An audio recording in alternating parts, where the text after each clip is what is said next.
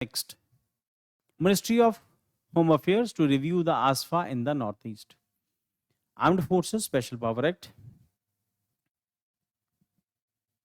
Positive क्या है कि टेररिस्ट एरियाज के अंदर या इंसर्जेंसी वाले एरियाज में या डिस्टर्ब्ड एरियाज के अंदर आर्म्ड फोर्सेस एंटर कर सकती हैं और बिना किसी उसके सर्च वारंट के, और किसी को भी अरेस्ट कर सकती हैं बिना किसी सर्च वारंट के। तो एक पॉजिटिव एस्पेक्ट।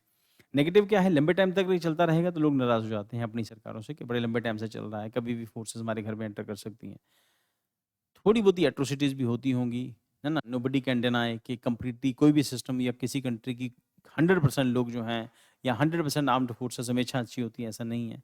कुछ कुछ जगहों पे लोगों की नाराज़गी जो है वो थोड़ी सी रीजनेबल भी है, कुछ कुछ जगहों पर, है ना, थोड़ी थोड़ी एग्जैजरेट भी करके बताया जाता है, जितना नहीं भी होता उससे ज़्यादा। The Union Home Ministry currently reassessing the Armed Forces Special Power Act ASFA in Manipur, Nagaland, Arunachal Pradesh, Assam due to the recent ethnic tension and law and order issues, particularly in Manipur. Key provisions क्या है इसके? Section 3, the government of union government, the governor or union government can declare any region as disturbed area. Section 4 क्या कहता है? Grants the armed forces the power to conduct searches and arrest without a warrant. ये सबसे बड़ा issue है, ये जम्मू कश्मीर में भी कभी था ASFA। और उसका सेक्शन 6 है, requires that arrested person and seized property be handed over to the police. अब वो आदमी पुलिस को मिल जाएगा, प्रॉपर्टी भी पुलिस को चली जाती है। Section 7, prosecution of security personnel in only allowed with the central government sanction.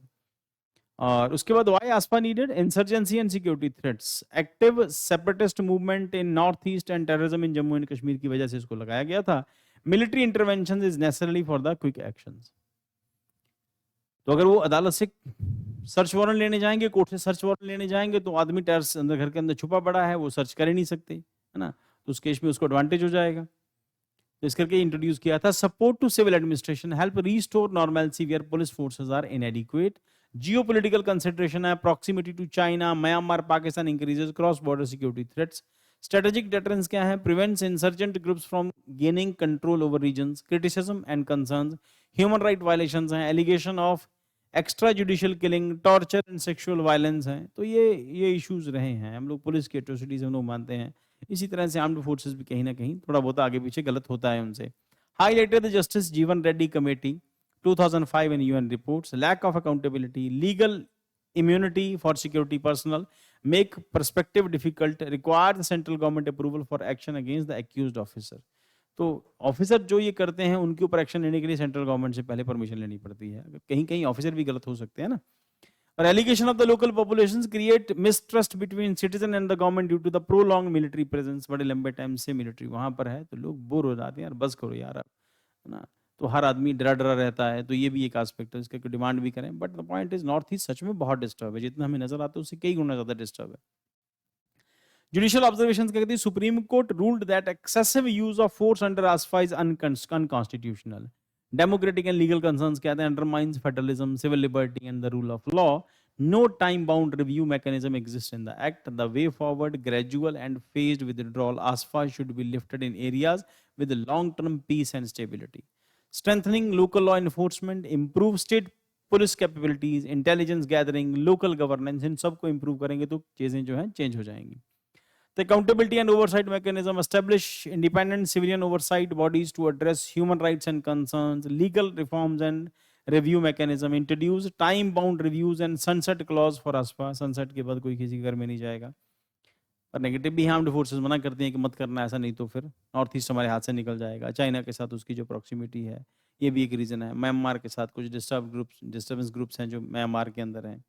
Cookies का इशू बहुत बड़ा है। तो legal reforms and review mechanism, introduce time bound reviews and sunset clause. उसके बाद amend provisions of balance national security and fundamental rights. Conclusion का कहता है the review of ASFA makes critical step in ensuring both security and human rights in north east. Balanced approach is needed to address security challenges while the safeguarding civilian rights and regional stability।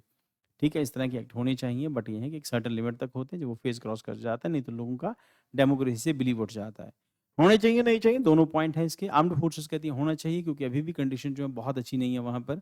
और जो human rights कहते हैं कि धीरे धीरे करके हटाओगे तो फिर लोगों का विश्वास जीतोगे। बट दोनों में अभी ये ड्यूअलिटी है ना, दोनों इसके अंदर। और ये पैराडॉक्सिकल कंडीशन है कि हटाएं ना हटाएं, है ना। जो कॉन्स्टिट्यूशनल प्रोविजन जो कहते हैं, ह्यूमन राइट्स कहते हैं, उसके हिसाब से हटा लेना चाहिए, बट आर्म्ड फोर्सेस का कहना है कि नहीं हटाओगे तो फिर हमारे हाथ से ही चीज़ें जो हैं आउट ऑफ कंट्रोल हो जाएँगी, इस करके मत हटाओ।